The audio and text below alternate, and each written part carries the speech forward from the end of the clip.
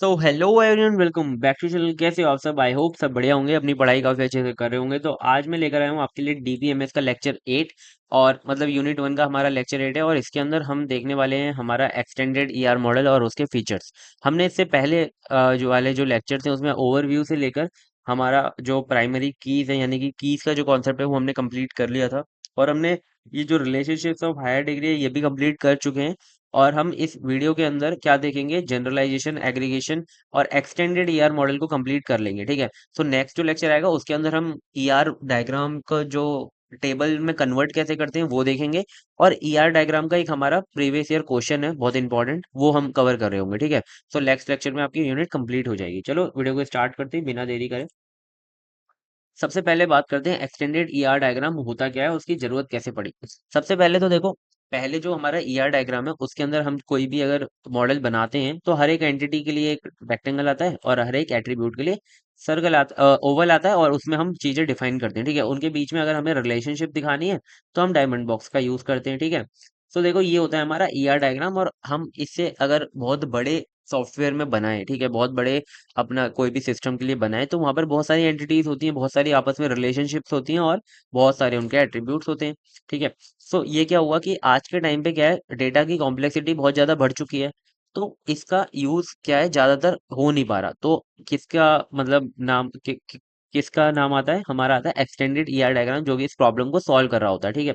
तो इसी को देखने एक ओवरव्यू था इसका कि देखो, today's the complexity of the data is increasing, so it become more and more difficult to use a traditional ER model for databases modelling. ठीक है। अब हर एक मॉडल हमें बनाना है तो हम उसके अंदर मल्टीपल एंटिटीज हैं, उसके एट्रीब्यूट्स हैं, तो सबको टेबल्स के अंदर कन्वर्ट करना और उनको बनाना बहुत कॉम्प्लेक्स हो जाता है। ठीक है।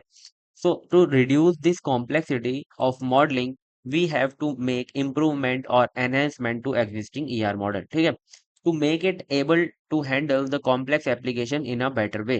ठीक है। अब हमें उसे एनहेंस करना पड़ेगा, अब हमें उसे इम्प्रूव करना पड़ेगा अगर हमें इस कॉम्प्लेक्स डेटा को हैंडल करना है। ठीक है। तो उसी को एनहेंस करके हमने बनाया क्या, एक्सटेंडेड ईआर डायग्राम। ठीक है। तो एक्सटेंडेड ईआर डायग्राम ये है। ठीक है। मतलब कि ईआर डायग्राम का updated version is an enhancement of basic entity relationship model to better represent the complex real world scenarios. ठीक है। It introduce server new concepts and features, और उन्हीं फीचर्स को हम आज पढ़ने वाले हैं, वही इंपॉर्टेंट है आपके पेपर में। मतलब डायरेक्टली ये क्वेश्चन दे दिया जाएगा कि डिफाइन जनरलाइजेशन, एग्रीगेशन है, स्पेशलाइजेशन। तो तीनों का ही 7 नंबर का क्वेश्चन आ जाता है, आपको वो समझा के आने, उसके साथ एग्जाम्पल समझा के आने। ठीक है। So which are useful in modelling advanced database requirements, here are the main features of the EER diagram. ठीक है। एक्सटेंडेड ईआर डायग्राम को हम मतलब ईईआर डायग्राम बोल सकते हैं। तो देखो उसके अंदर कुछ मतलब फीचर्स ऐड हुए तो हम उन फीचर्स को ही आज पढ़ने वाले हैं। ठीक है। चलो स्टार्ट करते हैं। यहाँ पर हमारे पास देखो, यहाँ पर हम 4 फीचर्स देखेंगे। सबसे पहला है हमारा generalisation, specialisation, aggregation and inheritance. और ये जो सारे आप फीचर्स है ना, अगर आपके पास ओएसडी है, ठीक है, OSD with C plus plus, तो वो क्या है, उसके अंदर भी आप है ना इन चारों को पढ़ रहे होंगे, है ना। जब आप यूएमएल पढ़ोगे तो आप उनके उसके अंदर भी पढ़ोगे। बेसिक सी बात है कि जहां पर भी मॉडलिंग अगर ज्यादा एडवांस लेवल पे कर रहे होते हो आप किसी भी सिस्टम की, किसी भी सॉफ्टवेयर की, तो आप वहां पर ये सारे टॉपिक्स पढ़ रहे होते हो, क्योंकि ये बहुत ज्यादा इंपॉर्टेंट होते हैं किसी भी कॉम्प्लेक्स डेटा को विजुलाइज कराने में या फिर उन्हें मॉडल बनाने में। ठीक है। तो चलो एक एक करके पढ़ेंगे। सबसे पहले देखते हैं कि जनरलाइजेशन क्या होता है। जनरलाइजेशन क्या होता है? It is the process it is the process combining multiple specific entities into a more general, है ना। मतलब कि अगर आपके पास मल्टीपल एंटिटीज हैं और आप उन्हें अगर एक एंटिटी बना सकते हो, मतलब कि उनके अंदर कुछ ना कुछ एट्रीब्यूट्स हैं या फिर कुछ उनके अंदर कुछ ना कुछ सिमिलरिटी है कि जिससे आप क्या कर सकते हो, उन्हें एक बना सकते हो। ठीक है। सो आप उससे बनाते हो तो उसे जनरलाइजेशन कहते हैं। ठीक है। Higher level entity, it indicates common features shared by multiple entities and group them into a single generalized entity to avoid redundancy। मतलब कि आप डुप्लीकेसी को कम करना चाहते हो और अगर दो एंटिटीज के पास सिमिलर प्रॉपर्टीज हैं तो आप उन्हें क्या कर देते हो, एक एंटिटी बना देते हो। ठीक है। बस इतनी सी बात है। तो देखो एग्जाम्पल हम देखेंगे, एग्जाम्पल से आपको अच्छी सी चीजें समझ में आएंगी। तो देखो यहाँ पर एक एग्जाम्पल ले रखा है हमने, पहले इसे पढ़ते हैं एग्जाम्पल को, इसमें लिखा क्या है ना। तो देखो एग्जाम्पल पढ़े तो consider consider the entity student and teacher. हमारे पास दो एंटिटीज हैं, स्टूडेंट एंड टीचर। ठीक है। देखो यहाँ पर आप देख सकते हो दो एंटिटी हमारे पास, student and teacher. both can have generalized into a higher level entity called person because both share common attributes like name, address, date of birth. इन दोनों के पास ये जो तीन एट्रीब्यूट्स हैं ये तो कॉमन ही है ना, name, date of birth and क्या, एड्रेस, ठीक है। तो ये टीचर्स के अंदर भी होंगे और ये स्टूडेंट के अंदर भी होंगे, तो हम उसे एज अ पर्सन बना सकते हैं, है ना, तो जिससे हमारी कॉम्प्लेक्सिटी थोड़ी रिड्यूस हो जाएगी, ठीक है। तो देखो ये क्या होता है, हमारा बॉटम अप्रोच होता है, यानी कि हम बहुत सारे मतलब एंटिटीज को मिलाकर एक एंटिटी बना रहे, तो उसे हम बॉटम अप अप्रोच कहते हैं। अगर आपने कहीं पर भी पढ़ा है तो आपको बॉटम अप अप्रोच और टॉप डाउन अप्रोच का पता होगा कैसे हम काम करते हैं, ठीक है।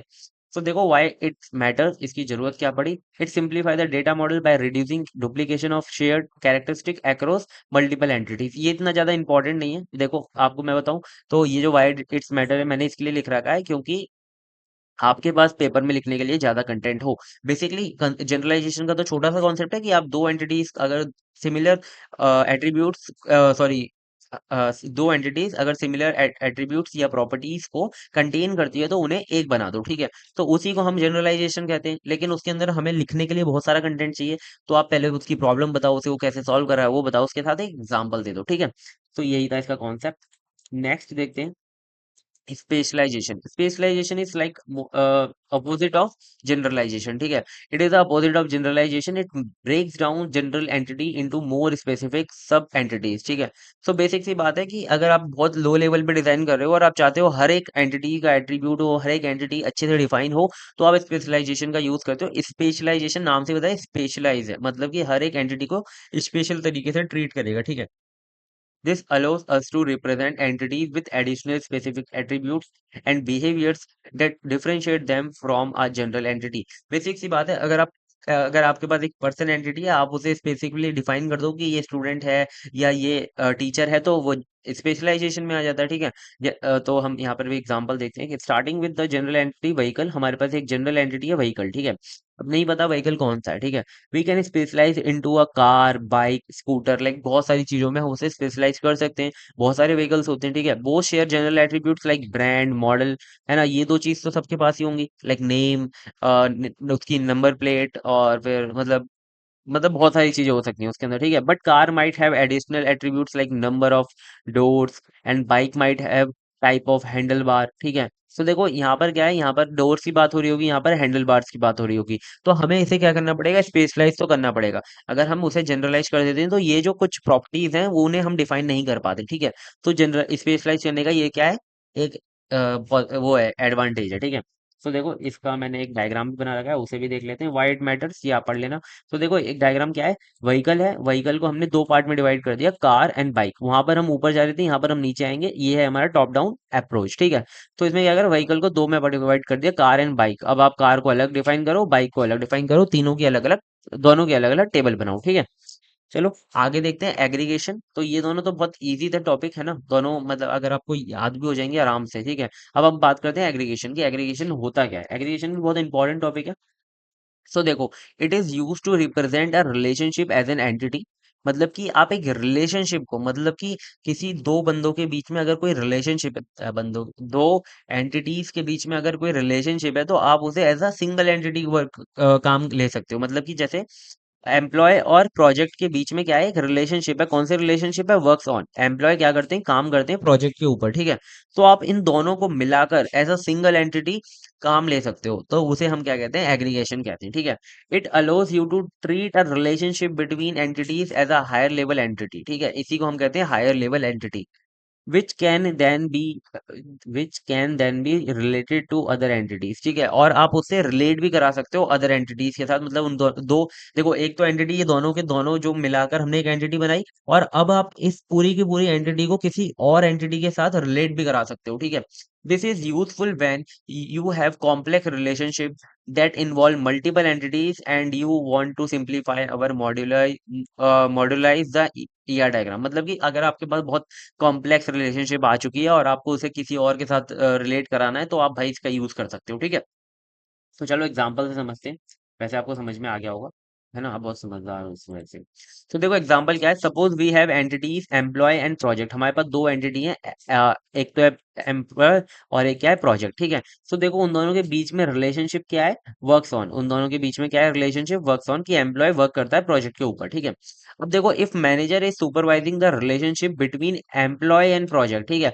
अब ये जो मैनेजर है ना, ये क्या करता है, सुपरवाइज करता है इस पर भी या फिर मैनेज करता है इस पर भी, ठीक है। मतलब कि इस पूरे के पूरे रिलेशनशिप पे वो क्या करता है, मैनेज करता है या फिर सुपरवाइज करता है पूरे के पूरे रिलेशनशिप को। तो उसे हमें रिलेट कराना है इस पूरी की पूरी एंटिटी से। तो हमें क्या करना पड़ेगा, हमें इसे पूरा एग्रीगेशन में डालना पड़ेगा और हम उससे डायरेक्टली रिलेशनशिप करवा सकते हैं मैनेजर के साथ, ठीक है। We can aggregate the works on relationship and treat it as a single entity that manager supervise, ठीक है।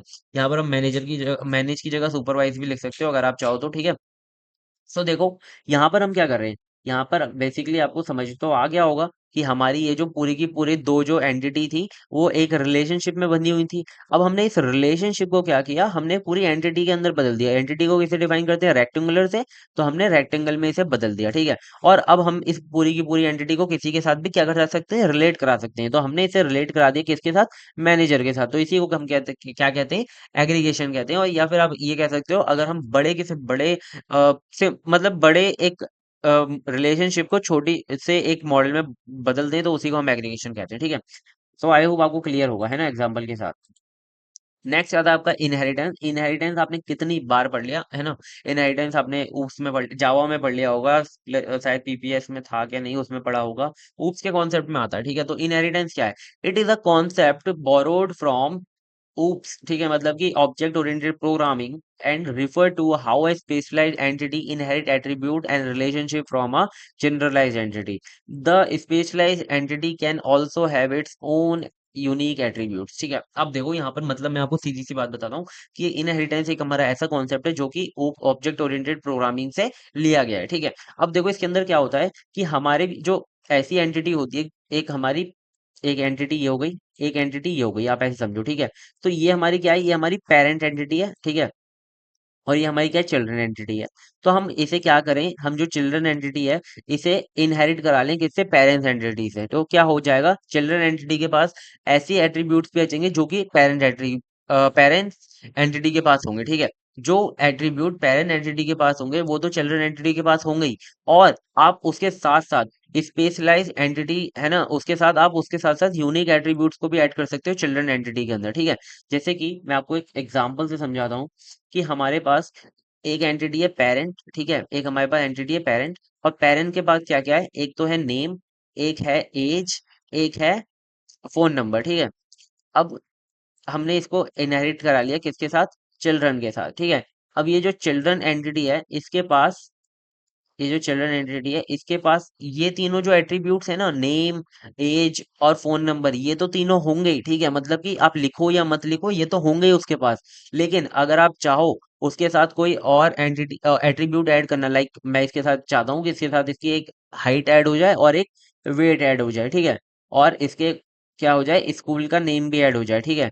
सो ये हम क्या है, इन यूनिक एट्रीब्यूट्स को भी ऐड कर सकते हैं, ठीक है। मतलब कि जो पेरेंट्स के पास थे वो तो इसके पास रहेंगे ही, लेकिन इसके अंदर हम क्या कर सकते हैं, यूनिक एट्रीब्यूट्स को भी ऐड कर सकते हैं। तो देखो एग्जांपल को मैं पढ़ के भी बता देता हूँ, क्या एग्जांपल हमने कुछ अलग लिया है क्या। तो देखो, if we have a general entity person, हमारे पास एक एंटिटी है पर्सन, ठीक है। Specialise entity employee and customer, ठीक है। मतलब कि मैं आपको समझाऊं, बना के बता देता हूँ, मैंने यहाँ पे बनाया नहीं, सॉरी। तो देखो हमारे पास एक पर्सन है ना, पर्सन पर्सन क्या है, एक हमारी जनरल क्या है, जनरल एंटिटी है। मतलब कि पर्सन को हम फर्दर डिवाइड कर सकते हैं, ठीक है। अब उसके हम फर्दर डिवाइड कर रहे हैं, एक तो हमने फर्दर डिवाइड किया उसे किसके अंदर, आ, किसके अंदर किया है, एम्प्लॉय और कस्टमर के अंदर, ठीक है। एक है एम्प्लॉय और एक है कस्टमर, ठीक है। सी बना देते हैं और यहाँ पर बना देते हैं एम्प्लॉय, ठीक है। अब देखो, customer can inherit common attributes in name, address and from person, ठीक है। अब ये जो पर्सन एंटिटी थी इसके पास दो एट्रीब्यूट थे, नेम और क्या था, एड्रेस, ठीक है। मतलब कि ये जो दोनों एट्रीब्यूट थे ये तो हर एम्प्लॉय के पास भी होंगे और कस्टमर के पास भी होंगे, ठीक है। लेकिन हम चाहते हैं कि यूनिक एट्रीब्यूट ऐड करना है एम्प्लॉय और कस्टमर के अंदर, while also having unique attributes like salary. हम एम्प्लॉय के अंदर सैलरी ऐड कर सकते हैं और हम परचेस हिस्ट्री ऐड कर सकते हैं कस्टमर के अंदर, ठीक है। तो ये हमारा बहुत अच्छा एग्जांपल हो गया इनहेरिटेंस का, ठीक है। सो आई होप आपको इनहेरिटेंस भी समझ में आ गया होगा। Why it matter is simply by the complex relationship bye grouping them and making them manageable. ठीक है, ये तो आपको समझ आ गया। ठीक है, तो अगर आपने यहाँ तक वीडियो को देखा है और आपको एक्सप्लेनेशन अच्छा लगा है तो प्लीज कमेंट कर देना कि आपको एक्सप्लेनेशन अच्छा लगा है। And thank you so much अगर आपने यहाँ तक वीडियो को देखा है। और प्लीज यार चैनल को सब्सक्राइब करो, multi items and multi item plus दोनों को। और अगर आपको नोट्स चाहिए तो आप टेलीग्राम पे जाकर देख सकते हो, ज्वाइन कर सकते हो। तो देखो नोट्स है ना, इस यूनिट को कंप्लीट होने के बाद मिलेंगे। ठीक है, तो एक लेक्चर और आएगा इसका। तो thank you so much, take care, bye bye and all the best for exam.